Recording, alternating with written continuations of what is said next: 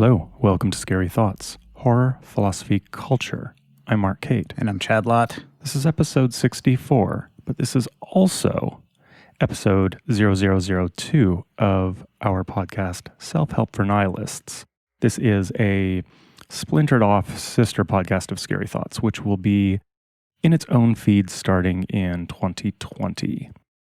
This episode, we will be discussing Eat, Pray, Love, the memoir by Elizabeth Gilbert from 2006. And just to get you Scary Thoughts listeners ready, our next episode is about A Christmas Carol in prose being a ghost story of Christmas by Charles Dickens, written in 1843. I'm pretty stoked about that. Yeah. Have you read it before?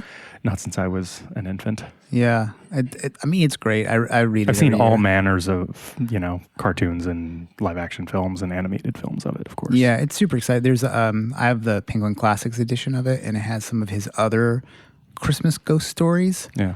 And it's pretty fun how, that was a whole, during Dickens's time, Christmas was a haunted holiday, which is pretty badass. And Yeah. I think that needs to come back. And it kind of is with all this Krampus shit getting so popular. Yeah, just people are just out to ruin everything, so. Yeah, but I actually like Christmas more than Halloween, which is controversial for the horror crowd, but... It's controversial in this room. Well, I mean, you don't get fucking presents for Halloween. Unless you're... I don't get presents for Christmas, so... That's sad, being Canadian. It has nothing to do with my nationality. You guys- Anyway, what? Anyway, so you can... One question. Yeah. What holiday, other than Canadian Day, is better better in Canada than it is in America? Well, Americans do everything better, so that's right. an unfair question. Yeah. 4th of July in Canada?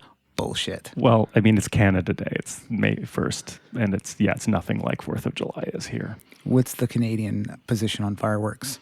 Kind of the bigger the better. Oh, that's cool. Yeah. What about personal fireworks? If you're hunting moose up in the former Northwest Territories, sure.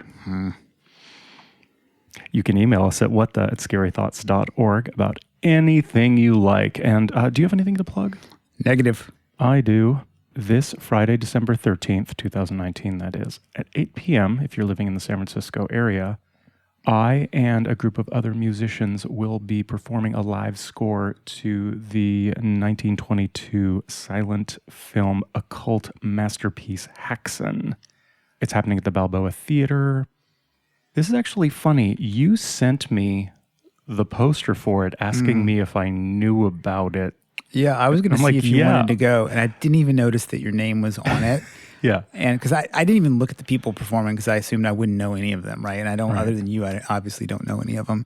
And then the person who sent it to me was so outside of our mutual circles that I didn't even consider. That's great. It. Yeah. Maybe the turnout will be good then. Yeah. That's the way it's floating around. Anyway, should be fun. And if you don't live in the Bay Area and haven't seen Haxan, if you're listening to either Scary Thoughts or Self-Help for Nihilists, you should see Haxan. It's pretty remarkable. If you guys aren't doing it, you should really record it and make it available for people who want to watch it at home. We are. That's awesome. For sure. Sign up for our newsletter. Go to scarythoughts.org. Go to the top right corner. Give us your information, and we will send you a newsletter with every episode of our podcast. So, where do you want to start with Eat, Pray, Love? Well, Eat, Pray, Love is fucking great, man. This book is a delight to read. I loved it. I actually listened to the audiobook, which Elizabeth Gilbert herself reads, and she's a great reader, and also it is a memoir, and it is written in a very conversational tone. I really noticed that listening to, I didn't listen to the whole thing twice, but went back over quite a bit of it. And there is a way in which she constructs sentences and paragraphs as if it's a conversation where she'll sort of do the, oh, I forgot to tell you, which if you're writing something down, you don't forget, you just go write it earlier. But because it's conversational, it's like that. And I think that's a really interesting way to sort of lay out a memoir. Yeah. The other successful memoir like that is Kat Marnell's book, How to Murder Your Life, is very conversational like that. She has asides and it's like you're talking to her. And it makes me wonder, the process that they write, how they write. Is it just stream of consciousness really quick, or do they go back in and edit that tone in? Yeah. Don't know. One thing that I think worth saying is when I've told people that we were covering this, a lot of people thought it was funny and we were joking, which, I mean, I think there's a level to everything we do. We're sort of joking, but the idea that I or we could possibly like this book was absurd obviously by people who'd never read it. It's kind of got that veneer out in the popular consciousness, I think. Yeah, I mean... That it's not serious literature. Well, you were the one that picked this. I think that's true. Yeah, so we should probably talk about like why we picked it in the context of Self-Help for Nihilists. But it's weird to me that so many people who have not read this book have an opinion about it. And from like a person who like is basically a professional, I'm a marketing writer, but like I write for a living, right? Like the book's technical skill is legit. It is a really well-written, well-executed, interesting book. Her food writing is exceptionally good. The entire section about Italy, I mean, some of her descriptions are just like, I mean, she's up there with Ruth Reichel, in my opinion, who's like a pretty famous food writer. I mean, maybe not that level, but like she could probably be if she was like monofocused like that. And then, yeah, like the way she looks at herself is very interesting. Like it's like her thesis is basically like the world is actually pretty decent and you just let it be decent to you. And that is not a perspective that I have. So it's really, it's interesting to hear just somebody articulate that type of worldview delightfully. Yeah. Why do you think this book was so popular when it came out? What do you think it tapped into in its moment? Well, I mean, 2006 is like peak foodie culture. So that's happening. Yoga's definitely on it hasn't one been, of its many ascents. Yeah, it hasn't been surpassed by witchcraft yet. Yeah. And then I think just there's probably a perennial audience of people looking for love.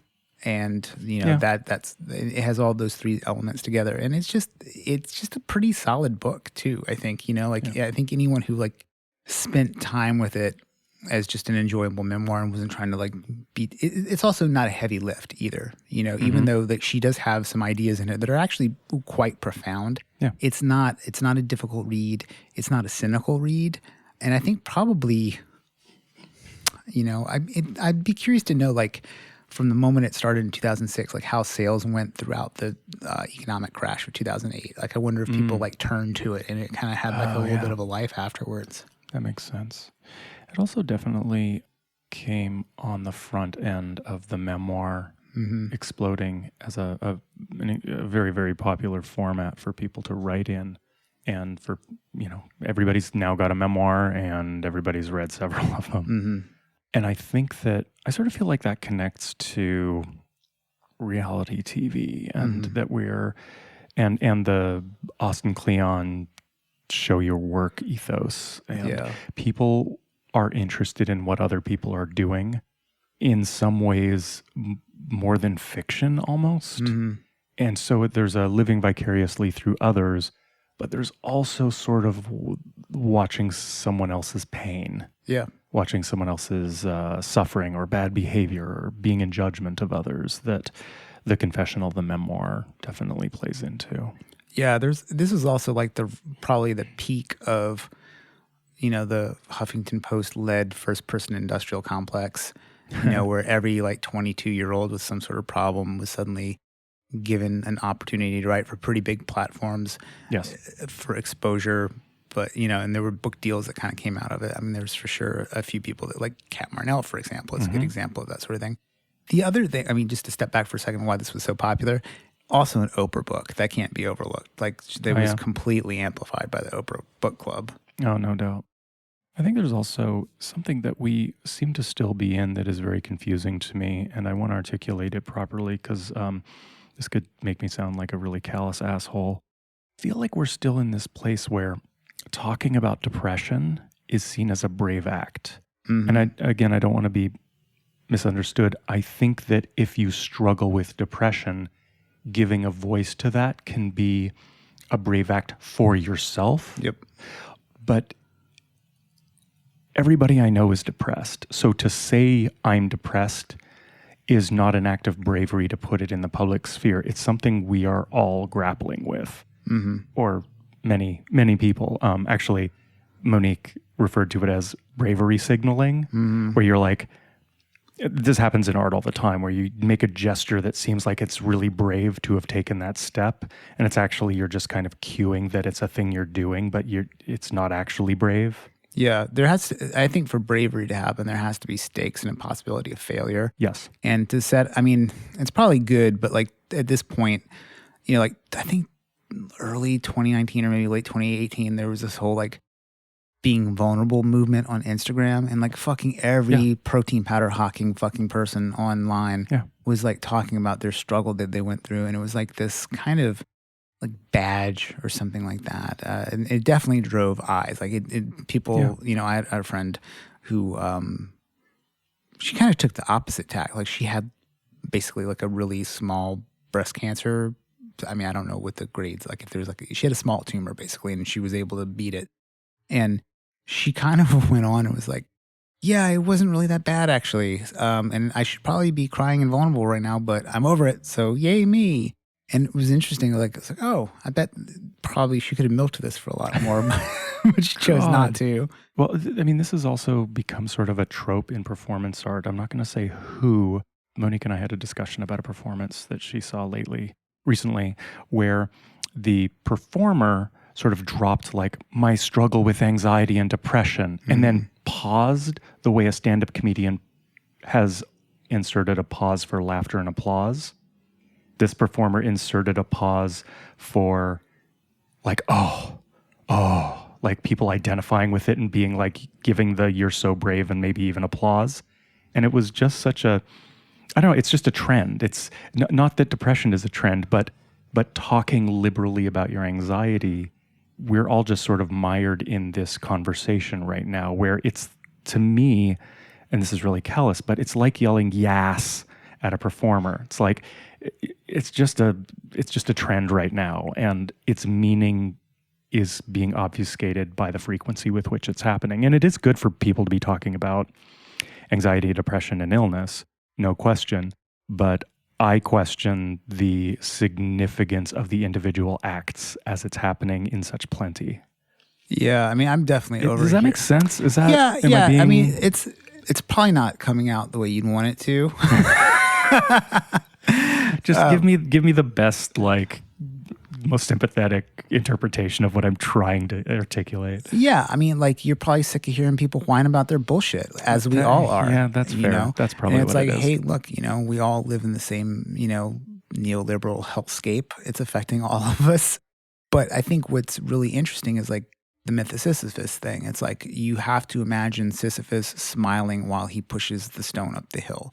And that is what's compelling, is the person who overcomes, or the person who, like, they don't even have to win, but the person who cannot be contained by their anxiety and depression, for example, as an example of an illness. And the way that people describe the people who are doing this, like, kind of like ailments signaling, it's so off the shelf. It's so standard. It's like you have the most cliche type of anxiety possible. But the other thing though is, like, other people's illnesses, you never know what other people are experiencing and thinking and feeling. Like the number of people who killed themselves, and then people are like, I had no idea. Yeah. It's like pretty fucking, you don't know how much one person's pain affects them. Like, somebody could get shot in the arm and they just brush it off, and other people stub their toe and cry, Yeah. So who knows? I think we also have this way in which we tend to think of braggadocio, like at the extreme end, Kanye West style, as being a really aggressive way of drawing attention to yourself. But self-aggrandizement's flip side of self-deprecation functions in the exact same way. Yeah. Especially now. The less of a stigma there is attached to mental illness and the emotional pendulum swinging wildly, the more it is a really great way to gain attention and clicks and likes and sympathy. I mean, that's also how reality TV is predicated. If you go on a reality TV show, you want to be the villain. Yes. That's how you win. You don't win reality TV by being the most liked. You win at reality TV by being most damaged and damaging. And I think that's another sort of example of the reverse side of putting your best foot forward Yeah. as a forgotten strategy of how to get through the world. Yeah, it Of reminds- at least the public spectacle world. Yeah. It reminds me a little bit of like that DeBecker, was that his name? The Gift of Fear? What's the author's Gavin name? DeBecker. Yeah, it's like you're sort of wired to look at threats with the most attention. And now that you've monetized attention with the internet, it's like negative attention is the most monetizable. And so, like, of course, you're going to be a villain on TV because that's the thing that people are going to think about and remember the most. Yeah. Which is kind of what's so surprising about the popularity of this book is it's kind of the opposite of that. Like, she's like a very uplift, a very happy person, it seems like. Or, I mean, I'm sure she goes through some dark shit, but Well, the reason why I really brought all this stuff up is because this book does start with her crying uncontrollably all the time, and having this almost religious epiphany because she was on her bathroom floor alone, shaking and crying, unable to breathe.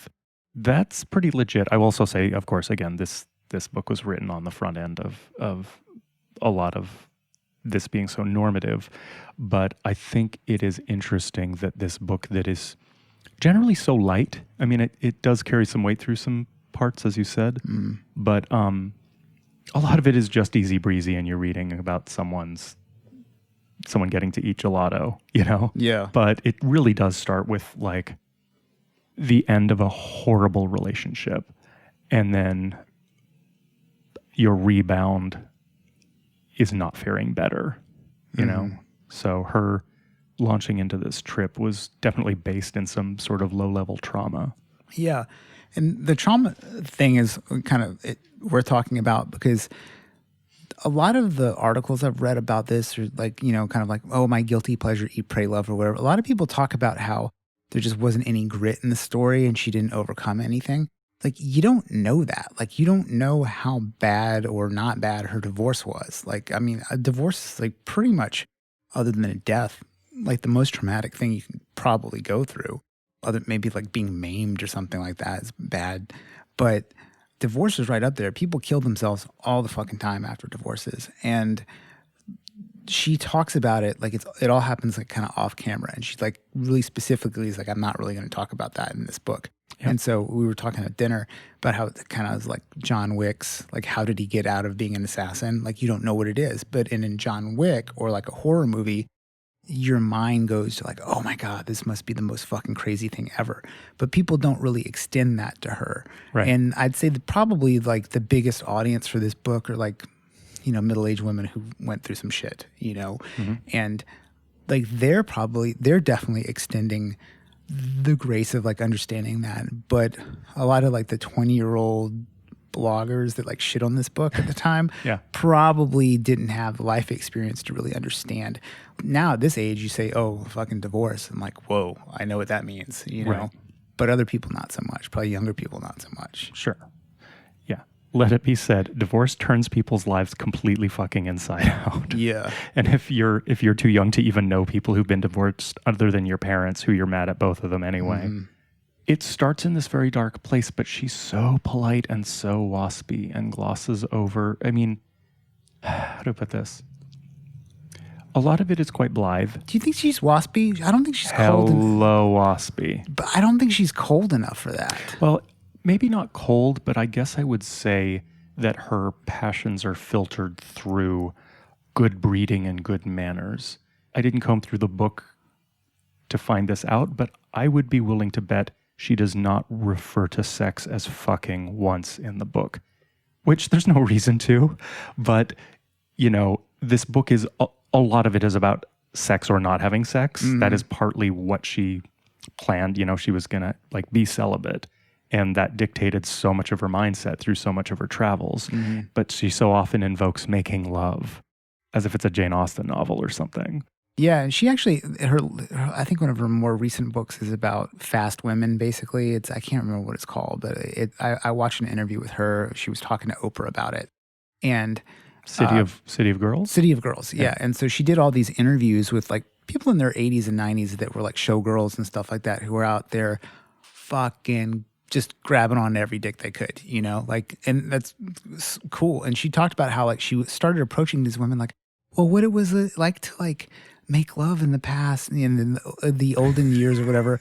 And these old ladies were like, fucking back then was great. And like, so she definitely did seem to have like a little bit of, she didn't even say that. She said, oh, they said it in ways that I couldn't say here on TV. Like, so there is a bit, yeah, I don't know. But then she also like, she worked at like Coyote Ugly. Like she's the reason why we know Coyote Ugly is a thing. You know, she wrote that article for GQ or whatever that eventually made its way into becoming a book. Right. Or not a book, a movie rather. Have you seen that movie? No. You can skip it. What was your favorite part of the book, of the 3 parts? I guess we could talk about like that there are 3 parts of the book. Well, what's weird is I feel like they're all really goofy. Like they're all so fun and just a joy to get through. But if you think of the Italy part, she just like is so like wide-eyed and goofy about wandering around learning Italian and eating.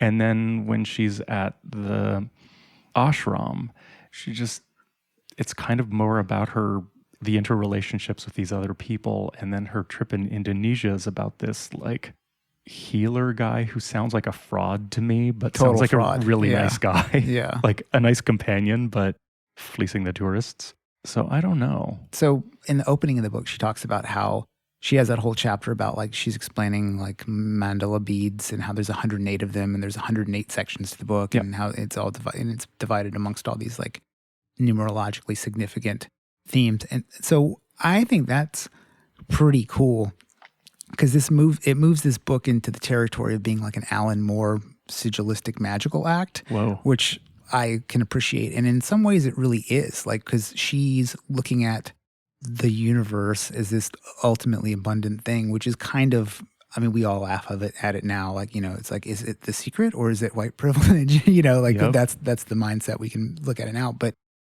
the reality is, like, if you do tune your mindset to expecting things to be good, they sort of go better for you, or at the very least, you don't wallow in the dark parts as often. It unquestionably helps. I mean, that's just statistics. People with a healthy attitude get through cancer longer. You know, people who believe in believe in God last longer than fuckers like me. You know, that's just kind of the way, that's just a truth. Yeah, I'm so jealous of Mormons, man. Like, live forever. Oh my and then God. They get to live forever again. Yeah, my buddy Jess, man, like he experiences zero existential angst. I mean, and because of that, he's very successful. Like he's, I mean, and there are other reasons too. He has a strong work ethic and he's a smart dude. But there's no part of his day where he's like, was Nietzsche right? You know, it's just, he doesn't waste time on that shit. Yeah. Let's go back to this. Is it secret or is it white privilege? This book, whether we want to invoke what people think of it and articles and people shitting on white privilege and things like that, even that aside, this book definitely is about or is rooted in a lot of privilege. The privilege of someone who is able to go confidently out into the world and let alone for a year without working. That is paradigmatic what privilege is, to not have to work for a year. Ultimately, she is a writer. Writing is her job. She wrote a book. So in a sense, that was all work. Yeah. Because that's the way that works. You know? Like the foundation for her ability to do this was her showing up and doing a good job with other writing gigs. You know what I mean? Yeah. And it's like, you don't get to be as good of a writer as she is without working fucking hard. Yep. You know, and especially the type of writer she is, which is like you read it and you don't even notice what's happening.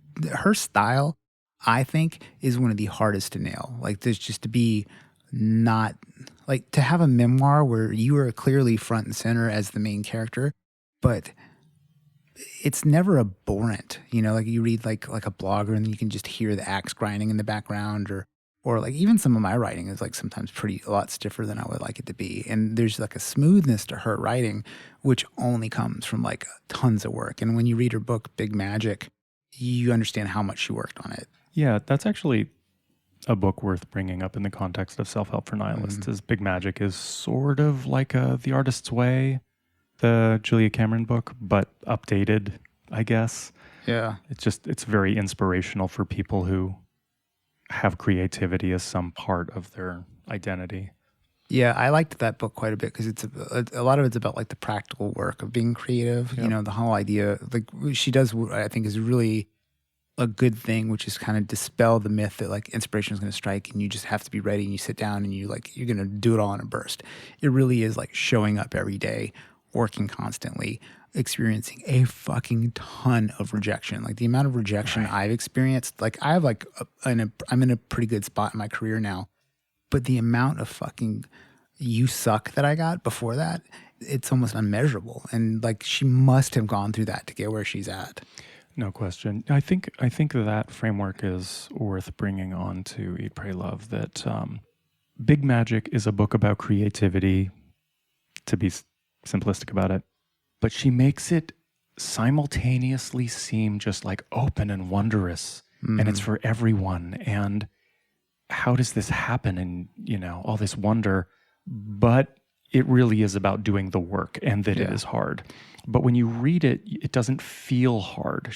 She's explaining that it is difficult, but the book feels fun and wondrous. And I think that Eat, Pray, Love is like that as well.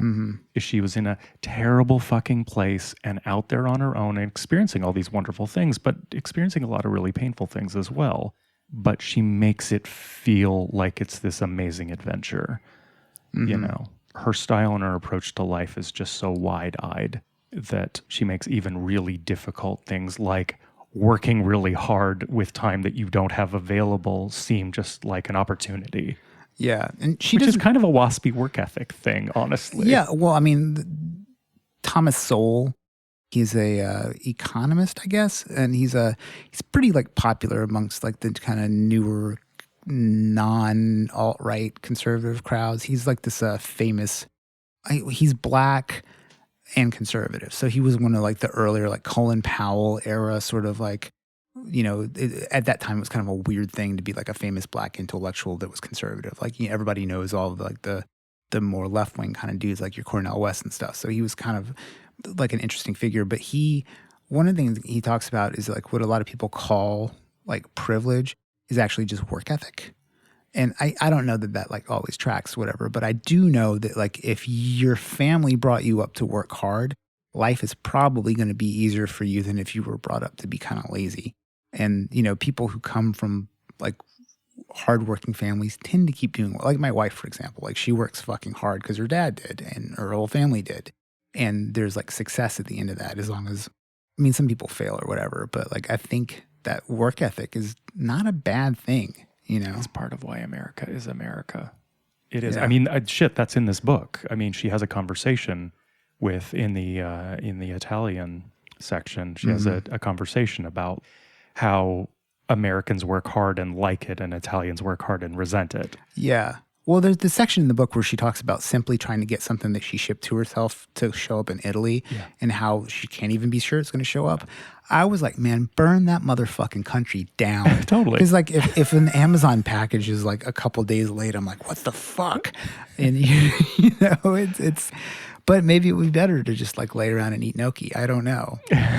I think another level to discussing how privilege operates in this book is the way in which it reminds me of A Room of One's Own, which have you read? Yeah.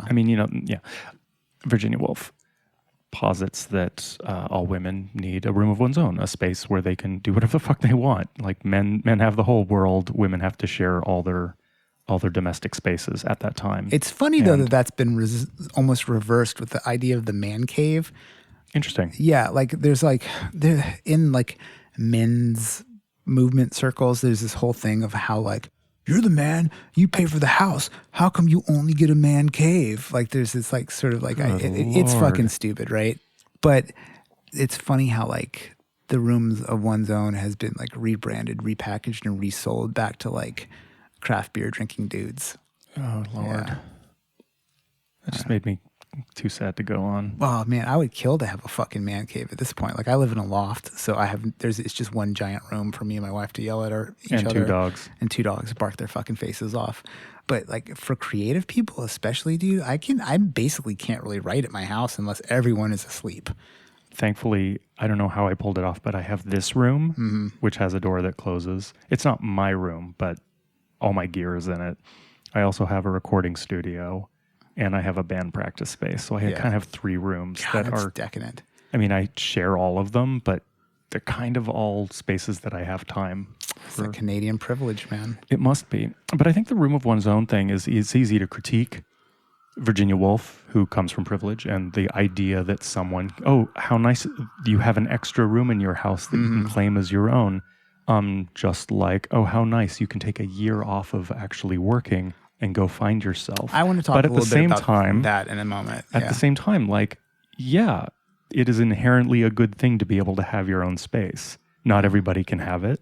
It is a sign of privilege, but so's eating well. Doesn't mean it's a bad thing. Yeah. You should try to eat well. Anyway. Yeah. So the whole thing of like, oh, can you spend a year traveling? I think it's so much more doable than people think it is. If you don't have like family obligations, like a kid or a sick parent or something like that, and you're just like a young person out there in the world on your own. Well, out there in the world or out there in America? Out there in America. I mean, if you're fucking Sudanese and living in a refugee camp, this book is not for you.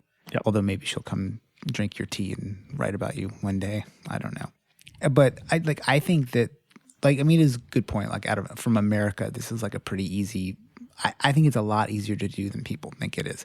But you have to be able to endure a certain level of discomfort. Like the way she lives in all 3 spaces is fairly primitive. Yeah. You know, I think that the average probably person who, like just an average American who just grew up middle America, like not really like backpacking through Europe or anything like that, or somebody who like stays at an okay hotel when they travel, like the type of living that she does, I think would be hard for them. But financially, it would probably be cheaper for her to live where she lived than live in America, especially because she was living in New York. You know, I mean, she's basically doing the Tim Ferriss 4-hour workweek thing. You know, she's taking her advance from the book and living in these cheaper places. True. Yeah. But especially the Bali and the ashram parts of it. Like, I think like a lot of ashrams, you can just show up and just stay there and work, right? Some sort of. Yeah. I mean, a lot of ashrams are scams and they're ways to take your money. So no, but yeah, I was thinking about them. They're like almost like really shitty cruises. Like you pay a certain amount of money, you go there, and your activity is just sitting down and shutting the fuck up for a long time. Yeah. It's for sure. Yeah. I think there's also something very American, aside from specifically privilege in this book, but that's American restlessness. The American character of, to me, it's akin to how Americans always see problems as something that need to be solved. Not, again, Americans, if their package goes missing, are like, where's my fucking package? Whereas this book sort of describes that an Italian would go like, who can say? Package? Well, you know, maybe it'll show up. Why even think twice about this? But Americans tend to be restless and expect that things will get better and that the next one will be perfect. And I think that is part of her character as a person as we come to know her through her works, that she's always searching. You know, I mean, that's what this book was about. And it's kind of got a little bit of that coming home full circle-ness. Yeah. Where at the end she kind of does fall in love and her trip is over and there's some inferred stability maybe. Yeah. But she, even through for future books and future writings, she's sort of like never satisfied. She's always like trying to figure out what's next for her and getting bored with where she is and what she's doing. And that strikes me as being like patently an American thing in the most exaggerated form. And I can really sympathize. I mean, that's part of this book that I really sympathize with is that my attention span is incredibly short for long-term projects. Other than my relationship to Monique, like very little in my life lasts for more than 6 months, you know? Yeah. But there's nothing wrong with that, really. Nope. You know, like Not a lot at of all. times, like, especially now in like our fucking communist locale that we live in, the whole idea of like saying something as American is almost like to say it's negative or cheap or something like that. And I think that like the ways that she is American are delightful. Absolutely. Like, I think, of course, like, you know, like, there's a reason why America helped smash fascist Italy. You know what I mean? Like it's that go-getter attitude that just it crushes evil, I guess. I don't know. It's silly. But. No, I hear you. I think the aspect to this that is maybe in the negative is that there's a degree to which she lacks commitment and lacks resolve. She clearly has commitment and resolve to being a writer, which she's done for decades and decades. Yeah. And she's as good as she is because she's deeply committed to being and doing that. But she doesn't have a commitment to God or a description of God. She doesn't have it to any of her lovers, it seems, that she's ever had, at least that I can see, that she presents in her writing. She doesn't have a commitment to a nation. She almost never defines things in any solid terms. Everything is constantly slipping around, which it makes for an interesting writer because she's always out there getting something new. Yeah. For us. That makes me think about one of the things that I liked about her is she's postmodern, but not nihilistically. Like, so she doesn't have all these axioms. She's not sticking to one thing. Like she dabbles, she's at an ashram, but you never really hear like, are you a Hindu? Were you doing a lot of yoga before this? Like, what was your deal? It's like, that very California smeared new age, like I just go to the spiritual section of the bookstore and read one paragraph from every book and that's what I am. You know? Which is fine. Sure. Like, well, else are you going to just sit around and like complain after like half remembering like one of Christopher Hitchens's books? What are you going to do? That's me. What I also appreciate about her too is despite everything I just said, she knows that. Yeah. And she is very, very self-aware. Totally. So when you read her book, any criticism you could lob at her as a person, because you're right up against her. You're getting a very intimate account of everything that's going on inside and outside her mind and body. She already knows. She knows what her problem is. And she talks about it without hesitation, which again makes for an interesting memoir.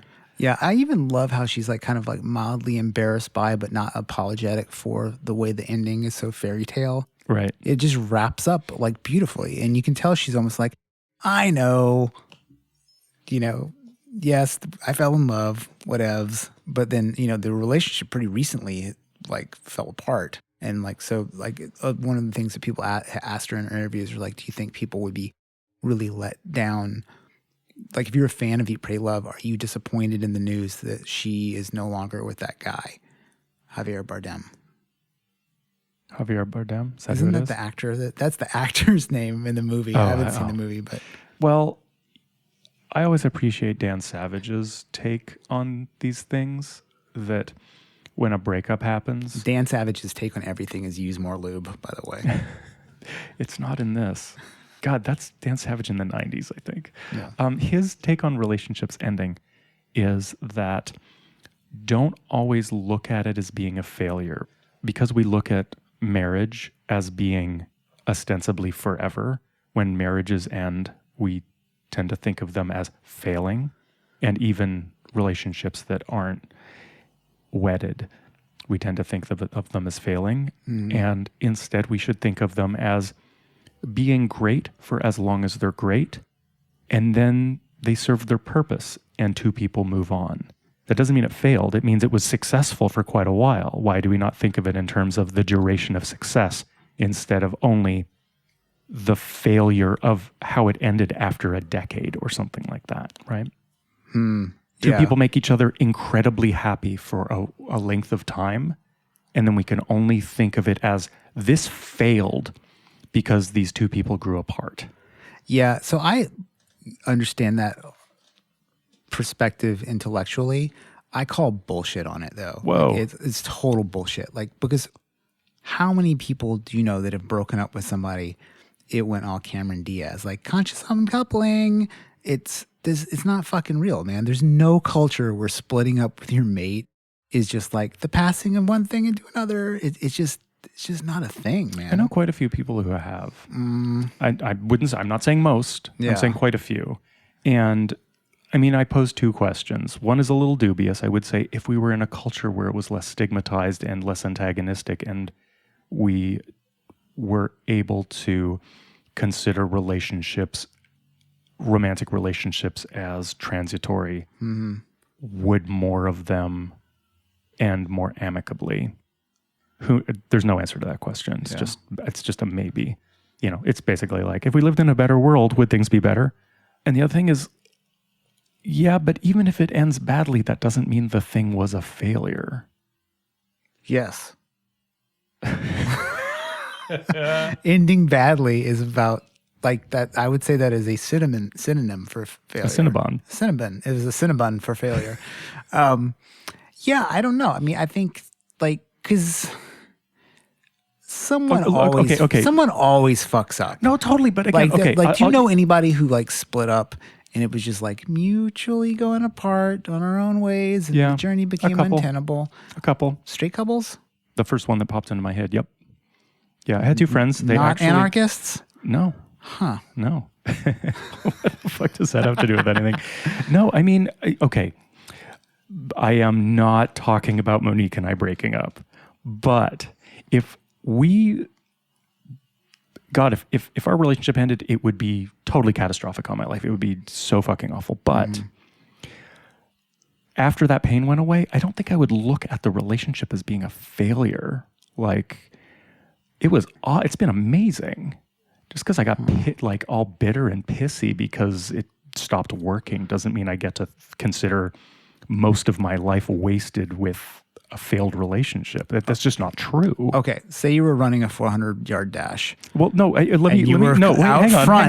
on. The whole race until the very end, and you fell down and smashed your face like 20 yards from the finish line. Was that race a failure?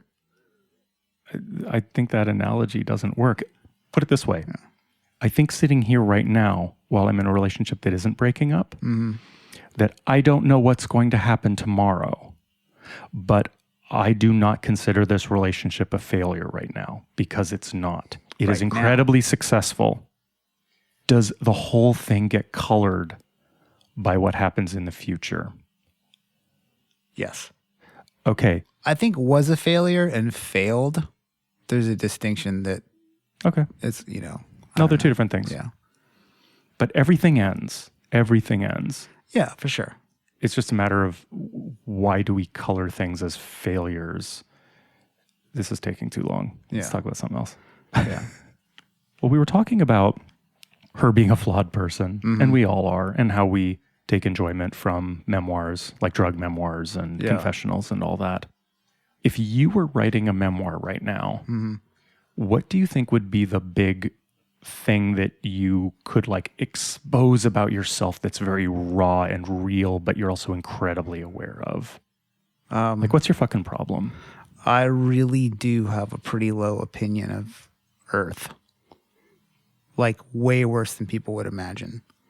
Like, the people in it, the way it works. Like, everyone, and I usually try to be a pretty upbeat person. Like, I think for example, in The Office, you would know that I had such a bleak outlook on the world. That's probably it. That's probably what I try to get across. But that I'm always looking for like the out. Like, I want to have like that Saul on the road to Damascus moment. Like, I'm always reading like these religious books and self-help books because I'm like, okay, bring me the thing that's going to make me not hate the world. Do you have hope? Do you think like at your core there's some hope floating around that you are always reconciling against your organic pessimism? Well, it's not hope. It's more desire that I'm wrong. Like I think it's hope adjacent. Yeah. Like, I hope that I'm wrong about it. Yeah. Like, nothing would delight me more than to have some sort of like proof that Elizabeth Gilbert was right. That's what I would hope. Yeah. But the trick there is, in order to get in that mindset, you have to sort of believe that that's possible, right? So am I in my own way? Is that the whole nihilism thing? Like, it's like, I think about like, I'm not a nihilist. I have nihilism is how I think about it. You know, like it's an affliction that I have. That's like Peaches Christ always has this thing where if she says something that's sort of feminist, she always says, "Oh, I'm sorry, that's because of my feminism." Right. Like she talks about it like it's this disease that she just has and can't shake. Yeah, and especially something that puts you at a disadvantage to the world sometimes. You know, Feminism? It's like an ailment. Like go through the world right now as a feminist. It's kind of uphill in a lot of ways. What? Well, according to the feminists, it is. We have the fucking orange bad man up there, like stomping on the necks of everything decent, according to the narrative. I don't know if that has anything to do with feminism. I think Well- that's well, just, I mean, think isn't that's it- just a pretty solid appraisal of what's wrong. Right, but like if you were like going through the world as a feminist, you don't think that like you would be aware of like a certain set of things that you needed to correct, and you would be aware of like a lot of them, and that feels uphill to me. I'm not saying that being a feminist puts you at a disadvantage. I'm just saying it's like being an exterminator and seeing a bunch of bugs, you know? Yes. Yeah. I've had a lot of conversations with particularly women over the years about that moment when you sort of get woke. Usually it's like when you go off to school, you leave high school, you take women's studies and really start to spend a lot of time looking at how the deck is stacked in the favor of patriarchy. Things get pretty fucking dark for a while. Yeah. Because you're seeing all the bugs. Well, I think my perspective on all that stuff is like, I mean, I joke about my relationship with feminism, you know, kind of in a jokey way, but I've never been against it at all because I believe that there is dark shit in the world and it is affecting people for real. And then I think a lot of like the just off the shelf opposition to feminism is people are like, that's not real. You're just ladies imagining that stuff. And I think, no, all that stuff is real. But there's also real terrible shit for everybody, which I think is the only way I really break from it. Yep. Yeah. I feel like we could go down that road for hours, but Yeah, let's not do maybe that. Let's rope it back to Eat, Pray, Love somehow. Okay, so back to like the three sections of the book. Like, Yeah. So you have Italy, the ashram, and Bali. It's supposed to be like she goes to the one extreme, then the other, and then finds balance. But it feels like the Bali section is like the least balanced. She just finds a dude to sleep with. It's like, does that make sense? Like in Bali, it's like it's its own thing. It's not like it's the blending of the two things that went before it, really. No, and it's also not an equal third. Like Right, in one, she takes in pleasure. In the other, she takes in quietude. I don't know how we want to characterize the India section. But then in Bali, she just kind of like fucks around. Let me rephrase that. She just kind of hangs out. Yeah, I mean, Meets she people. fucks around. Fucks around. That's fair. Yeah. Is this book premium mediocre?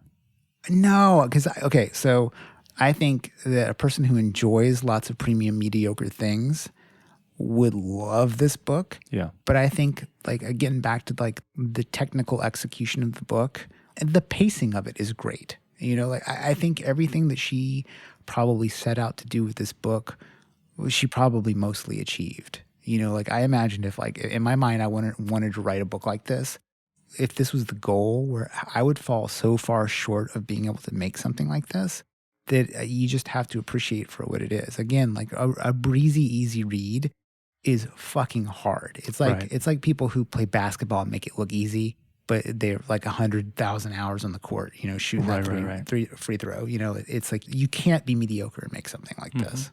You know, For me, both my favorite part about this book, and maybe I think it's the strongest part, is not the way it weaves together these three sections. And it's not about her quest or anything like that. It's actually the characters. Like I find her articulating her relationship with her sister is really touching, and I got teary reading it or listening to it. Her conversations with Luca Spaghetti and their adventures, you know, all these, the way she sort of describes this man in Bali, the guy she stays with for all that time, the artist. medicine man. Yeah. guy. She actually draws these characters in really interesting ways and articulates these very kind of beautiful conversations that she has with them that are often kind of heavy, Yeah. but with a lightheartedness. And I really appreciate that. And again, I think that's something that must be incredibly hard to do. Yeah. I mean, think about how many badly written finding yourself books are out there where a character like the medicine man is always only this mystical angel. Like Ram Dass, for example, the Neem Karli, I fucking can never pronounce his name, but Baba, the blanket man that they always talk about, the guy that they went to India to meet, that like initiated Ram Dass and all those guys. He is only ever this magical saint that could do no wrong. Whereas her medicine man, she introduces him in the same way, but when she goes back, it's pretty clear that he's kind of a charlatan, but she's okay with that experience with him too.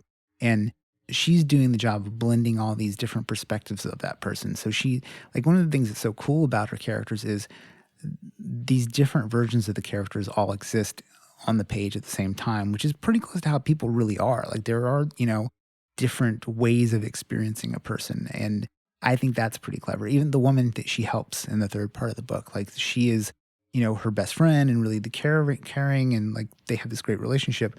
But then she's also kind of like trying to get one over with her money at the end, Yep. So I think they're very well developed. Yeah. I think the Italy chapter is actually the least strong of the three. Interesting. What about you? Maybe. Yeah. Although the writing, I think, is, I don't want to say crisper, but the food writing is so good that it really puts you there, I think. Well, you're a reformed food writer, so I think that really had your attention, right? Yeah. That had your critical apparatus working a little more finely tuned. Yeah, especially when I'm looking at something like this too, I'm looking to see like how it's done. And I think it's just the right amount of description. It's not overly descriptive, but it's very evocative, which is like a clever way of writing. Yeah. She never seems like she's in danger of becoming enlightened throughout the, you know what I mean? Yeah.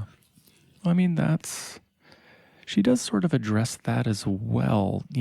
She is a seeker and she's out there doing this work quite sincerely, but it's kind of a mess, but it's her mess. Mm-hmm. And I think that's pretty great. Yeah. That doesn't tie up conveniently in like a true self-help book that tries to round off the corners and give you answers. There are like zero answers in this book. It's just a journey. Yeah. But she's also like, back to the waspy thing, she makes a plan and she kind of executes it. Uh-huh. Like it really, and I think about like a similar experience I have is like the artist way.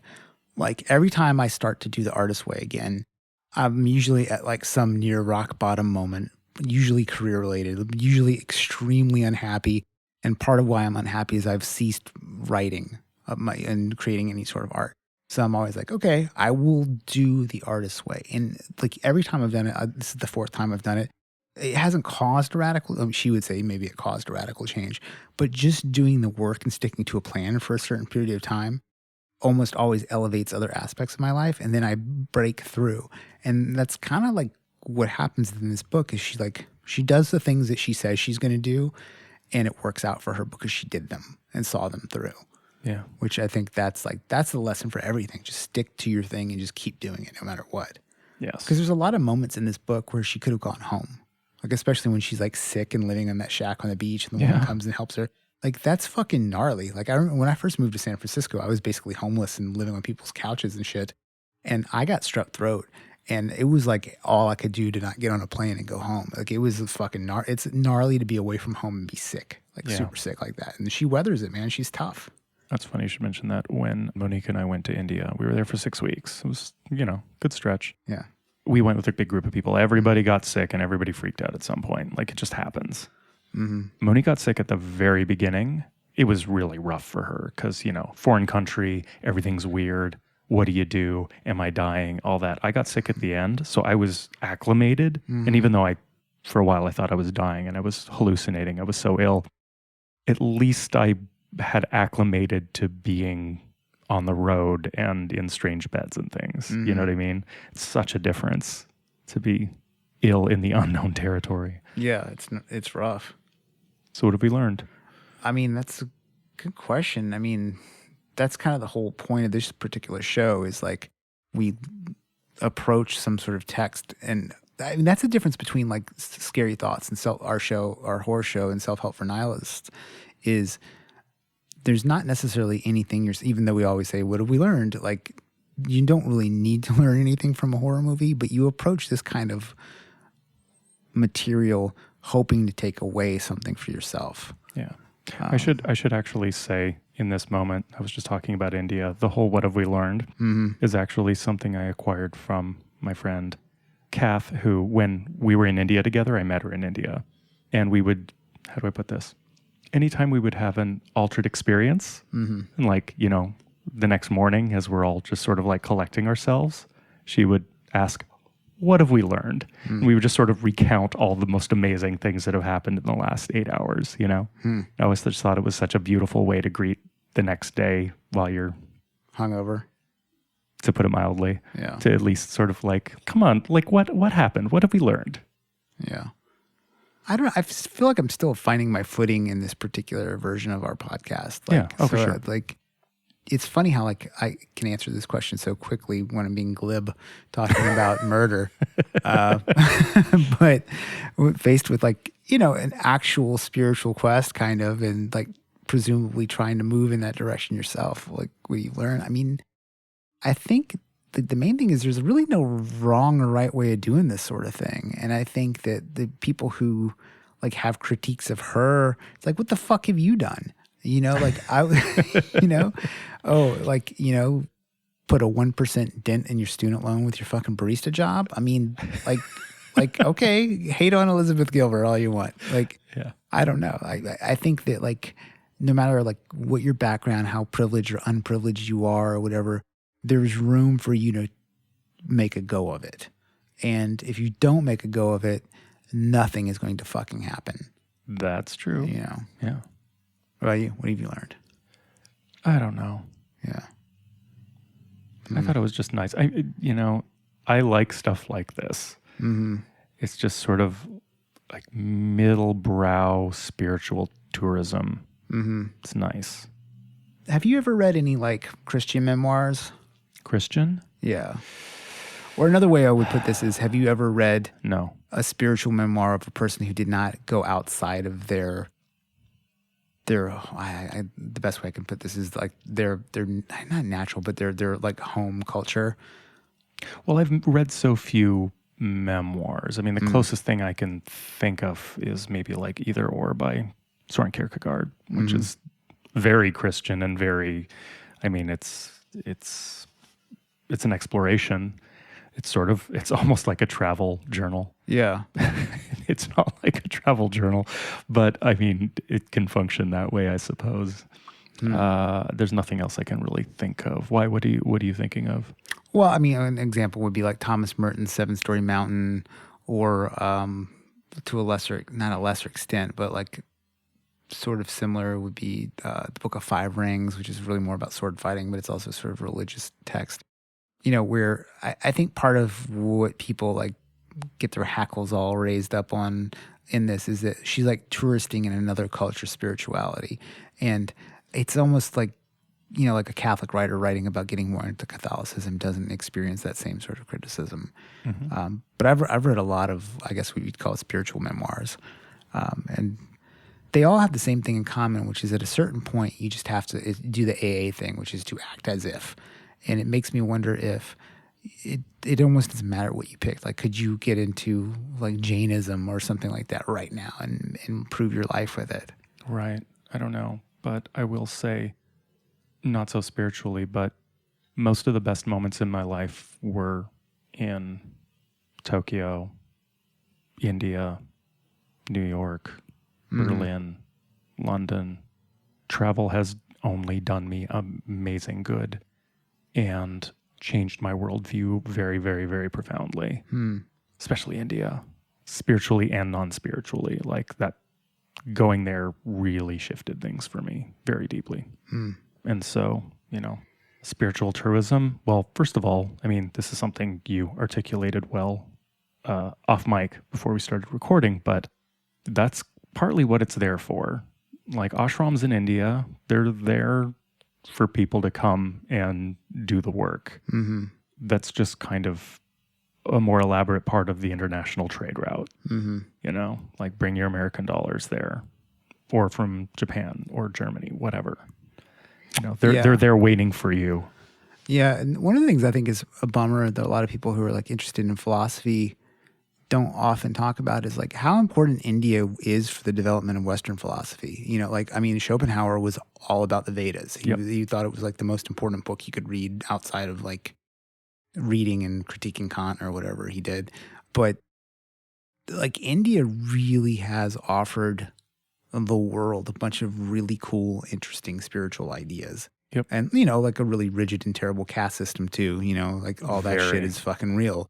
But just the pure psychedelia of their gods and, you know, like the kind of attitude towards death and all that stuff is just so interesting. And in the last, I'd say 50 years too, it's just like really exploded in culture in America. You know, it's kind of, I don't know, it's interesting how all those like Indian religious memetics have sort of like blasted across the ocean. I mean, just to think about like how Hare Krishnas came to be.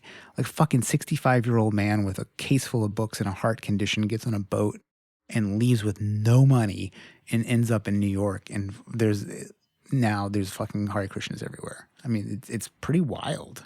Yeah. Well, and yoga. Yeah. Which there's a yoga studio every 2 blocks in this neighborhood. Yeah. I've read, and I believe it to be true, that there are more practicing yogis in California than the rest of the world combined, including India. Huh. Yeah, I mean, who knows how they define yogi? Like, do you go once a week to your gym or whatever, or do you, you know, wake up at 6 a.m. and go do your Mysore practice? I don't know how they count it, but Right. yeah, I'd love to know. yeah, Makes sense, though. I mean, I totally believe it, no matter what the statistic is. yeah. Do we move on to mail? Yeah, let's look. Anything else about Eat, Pray, Love? Yeah, I don't know. I mean, I guess I'd say 2 thumbs up. Go read it Absolutely. if you haven't. And the audiobook is really fun. She's an exceptional reader of her own work. Yeah, She brings a lot of character to it. I listened to Big Magic, and it was really nice to listen to. Yeah. Okay, we only actually have one email, and it's actually for the Scary Thoughts podcast, but might as well read it here. This is an email from Christian. I'll not say his last name just in case. Hey guys, I really, really enjoy Scary Thoughts. I don't consider myself a big horror fan, though the Lovecraft that seeped into my soul starting at age 14 will forever be part of my recipe. But I adore the thoughtful conversations. I must also say, as a black metal dabbler, that show on black metal was awesome. Thanks, Christian. Okay, so he says... Metal how? Terrible. But 2 questions. On the first episode of Self-Help for Nihilists, when is episode 2? It's right now, Christian. You both mentioned a book that helped clean up your finances. Minor, disastrous, any help is welcome. What's the book title? It is Total Money Makeover by Dave Ramsey, and I think is the best I'm in debt, I want to be out of debt book that has ever been written. He's also fun on YouTube. Yeah. Watch him yell at people and shame them into better money practices. Yeah. He's your evangelical Christian grandfather that you can actually kind of get along with. He's pretty great. Yeah. Okay. So his email continues. The second question has been lingering with me for a while. I can't remember what episode, maybe Naked Lunch, Chad said somewhat offhandedly that he was a big proponent of violence. Well, maybe he didn't say big. But it never got followed up on. What does he mean by that? The context didn't seem restricted to movies, etc., but rather to life, society. As someone who has become progressively anti-violence, even in movies, I would like to hear more about that. Violence is extremely broad. Is it violence as in an individual's right to be violent a la self-expression? Is it violence as in expression of opposition, self-defense? I know Chad is the curmudgeon of the duo, and I just have to pause for a moment. Lies. And like, this is the first time anybody's ever said you're the curmudgeon. Everybody says that I am. So Christian's like my favorite listener right now. But he's a thoughtful one. Yeah, I also disagree with that. So I'd like to hear more about this, because violence is being perpetuated every day in myriad ways, and I think most of it means power. So he can't be endorsing that kind of violence, can he? I know you're going to be far more nuanced about this than I. Best, Christian. So what did you mean by that? Well, there's a lot there. There's a lot there. Yeah. And I'd say the baseline is like what Ralph Gracie says about violence, which is sooner or later, someone's going to try to take something that's yours and you're going to have to choke that motherfucker out or not. And I think, like, as he mentions in his question, like there's violence happening all the time.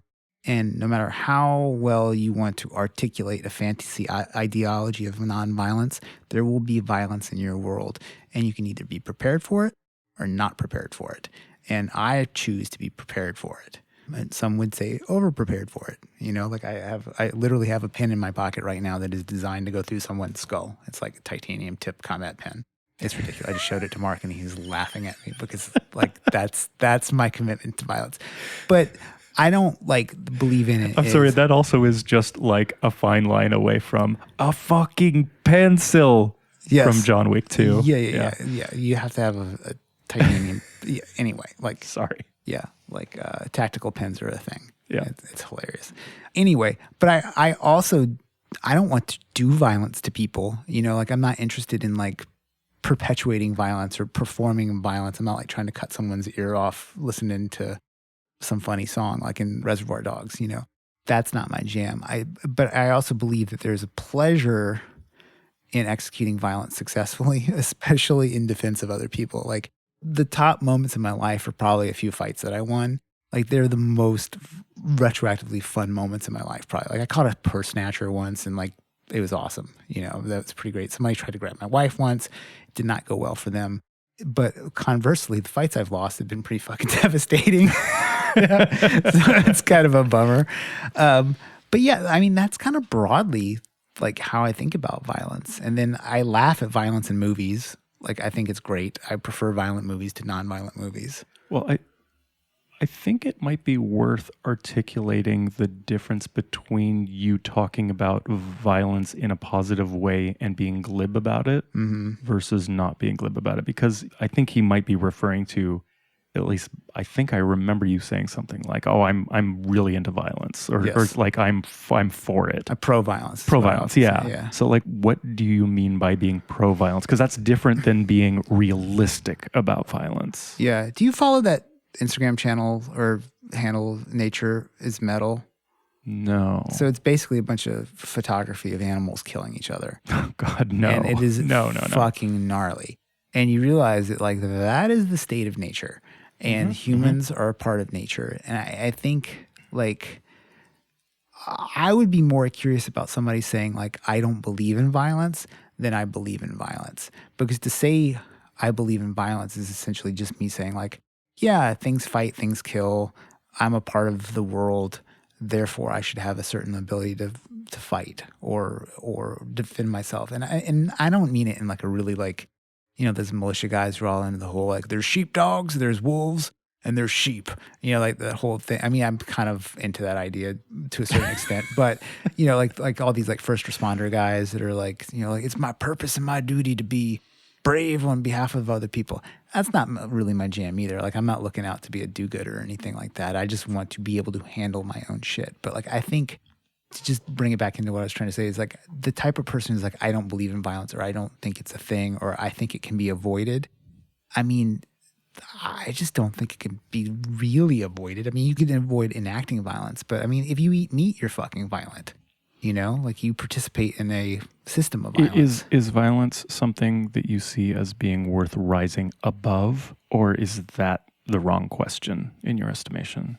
Probably the wrong question. I think you should, like old school classic martial arts, you learn martial arts so you don't have to use the martial arts. I think that there's like a total amount of validity for that. And then there's, and also parallels a little bit to... Yeah, but then you can, the Bart Simpson response is, I already know how not to fight, so can we start fighting, please? Right, but nobody cares about you not knowing how to fight. Right. You know, like it's not cool to be, oh, I'm a pacifist. It's cool to be like, I was a Navy SEAL for 20 years and I fucking murdered a bunch of people and now I'm walking through the world like Kane and Kung Fu. You know, like I am a peaceful warrior type of thing. That's cool. People respond to that. But the whole like, you know, my soft office hands have never perpetrated violence and they never will. So the fuck what? You know, there's nothing at stake there. Being able to live that way is predicated on other people doing violence in your behalf. Yeah. And that is a fact. And oftentimes I'm hesitant to do these are the same people who, because that's always a fucking lazy ass way to describe the world. But it does come with a certain, a person who has that kind of position is often attached to a position of all acts of violence that are done in their name is illegitimate. Yeah. I mean, I guarantee right now, if you're listening to this podcast, someone in the world is being killed so that you can continue enjoying the lifestyle that allows you to listen to this podcast. And that's just a fucking fact. Absolutely. You know? I've been thinking about this a lot lately because I've had a couple of instances. I work at a bar. I do both the door and bartending. And I've had a couple instances where I've had to get in someone's face and realized that I was being witnessed by other people who seemed more horrified by my reaction than the people who started the aggression. Yeah. Well, that's because this town's full of pussies. But what it's got me thinking a lot about is, oh, you want violence to be as invisible as possible. That's right. And I mean, in a sense, I do too. I don't necessarily want to see labor. I don't eat sausage, but I don't want to see how the sausage is made. Like, I want things to be as easy as possible. But to pretend that it doesn't exist, like I'm the villain for trying to keep the bar nice and safe, as opposed to the assholes are the problem, that if nobody said or did anything, it would just be really shitty for you and you wouldn't be here. You would hate this bar. Yeah. It's really interesting working in a position of authority that regulates bodies, like working the door or bartending at a club, because I don't align myself with cops in any way. I'm very suspicious of what it means to be a cop, but I also kind of am one. Yeah, you're a bar cop. I'm a bar cop. And going back to confessional, I am not immune from having moments of power tripping. That just happens and it's fucking shitty. But I've also come to really realize that people see authority and they want to lash out. People want everything to be nice, but they don't want to know why. And I've said this on the podcast before, but I started studying Brazilian Jiu-Jitsu because I realized how much of my life I was able to pretend like violence didn't exist because I'm pretty big and people don't fuck with me too much. I look pretty serious and I can look pretty mean if I want to, and I wear all black and I live in a pretty safe neighborhood in a pretty safe country in a pretty safe time. And it's really easy to pretend that violence doesn't exist. It tends to avoid me and I avoid it. And so spending time confronting it and seeing what it's like was very educational and very reality checking. Yeah. I wish I was bigger, man. I also wish I lived in a better neighborhood. But yeah, I mean, speaking of the bigger thing, like, I'm a smaller person, and throughout my life, like, people have, tried to fuck with me, especially in high school, or not high school, but like younger school. Like, and I always found that like the willingness to do violence pretty much ended any sort of bullying ever. Like, so I never really got picked on because like I got in a couple like pretty decent fights early on, and your sort of reputation to do that. And I don't mean, I'm not trying to sound like a badass or anything like that. Like, I mean, like, violence can go so bad. Like, the last real fight I got into was it's been over 10 years now.